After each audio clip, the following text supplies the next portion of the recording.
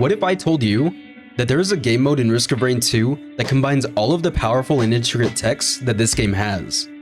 A game mode that is a culmination of all the interactions that me and many other players have found. Stuff like boss skipping, Field's tech, Diablo timing, and so many other crazy things we've learned to do in this game. This is not a video about describing a certain tech in the game. This is a video about the journey of the Prismatic Trials world record. The Prismatic Trials are an alternate game mode with one specific task. Get through 2 fully seeded stages as quick as possible. Your job is to destroy 3 of 5 time crystals that are spawned throughout the map, and kill the teleporter boss in order to move to the next stage. This means there is no waiting to charge the teleporter in this game mode.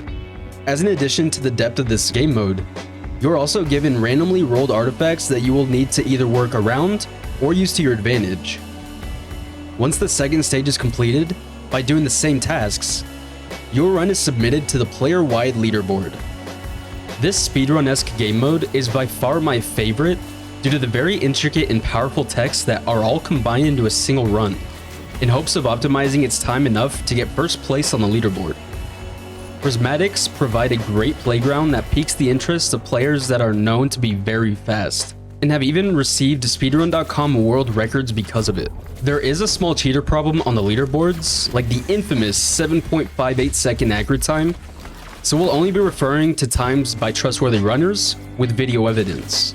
So let's go through this journey together of how the newest Prismatic Trials world record was achieved.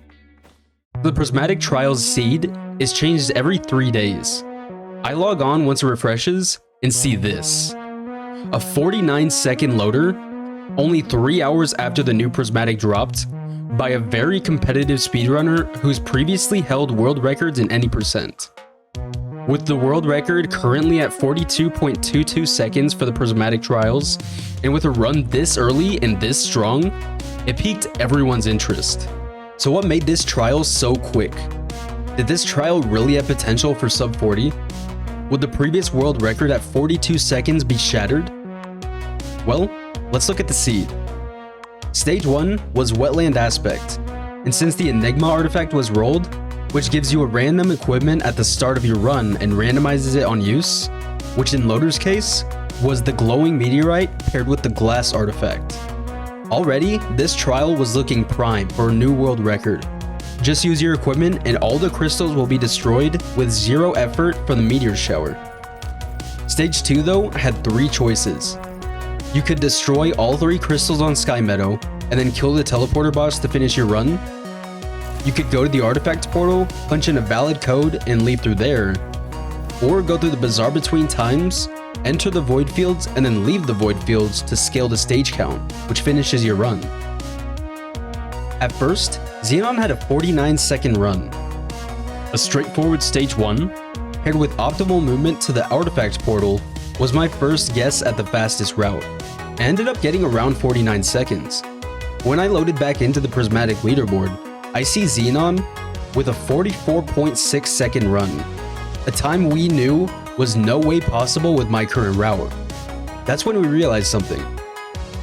The Newt altar was right above the teleporter, and my route was able to be altered and later perfected by Cabbage to get a 19.33 second stage 1, while also hitting the Newt altar, enabling us to enter the bazaar between times to take the void fields route for our second stage. This led to me breaking the previous Prismatic world record, exactly 5/10ths faster than it previously was. But it didn't stop there.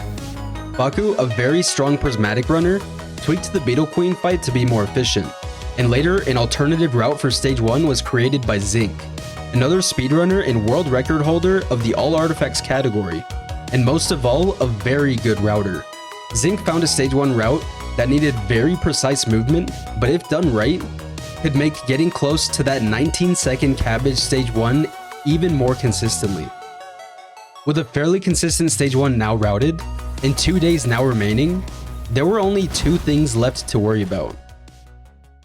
The first thing is that you can run into an issue on stage 1 that can lose you over 2 seconds without you being able to control it. If an enemy is killed while you're trying to leave a stage, It will hold you back on that stage a little bit longer in order to fulfill its money-taking animation. This is called a money trail.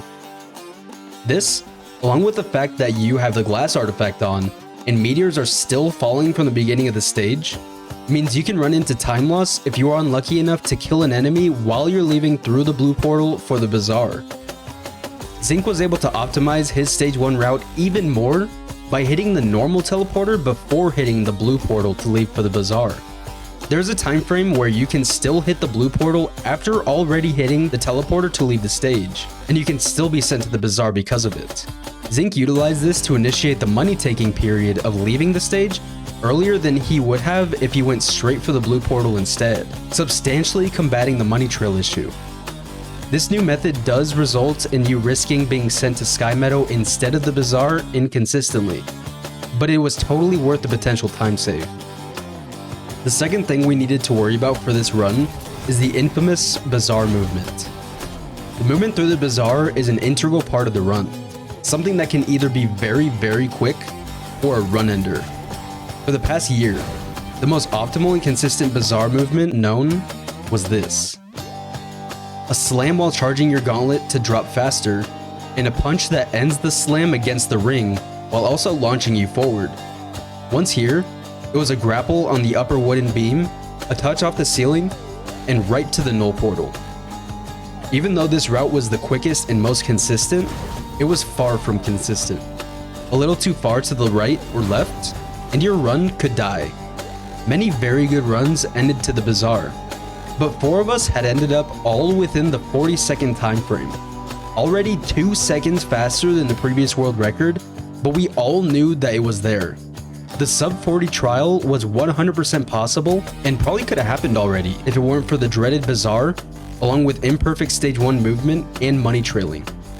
There was 1 day left, and there were 4 of us all within 1 second from the first ever sub 40-second prismatic trial. With more and more little optimizations, 2 runners broke ahead from the pack, Xenon and Zinc. Both world record holders on speedrun.com, and both very capable of taking this prismatic to breaking the 40-second barrier. A day remained, and Zinc once again optimizing and perfecting the route, which was as fast as the previous route and more consistent.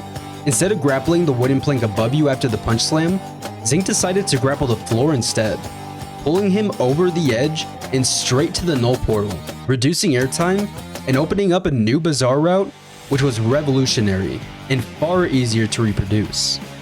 The final day continued, Xenon posting a run 0.03 seconds from the first ever sub 40 second run, and Zinc also posting a competitive time at 40.15 seconds, just 3 hours before the deadline hits, and the prismatic is randomly rolled again into a whole new seed.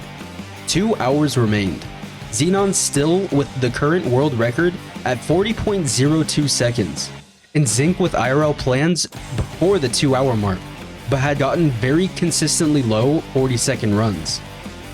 It seemed as though Xenon, a very distinguished speedrunner, had come away with it.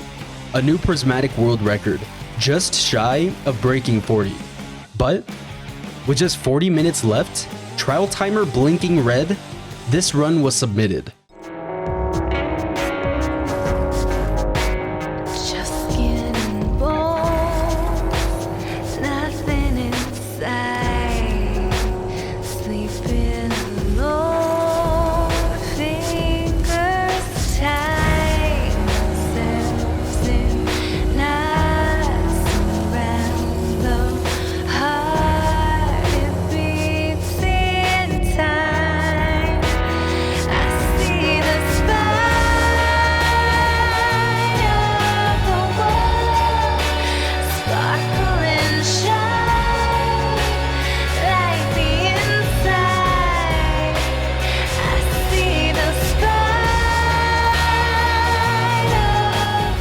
First and only ever recorded sub 40 prismatic trial, a run breaking the barrier by 0.02 of a second.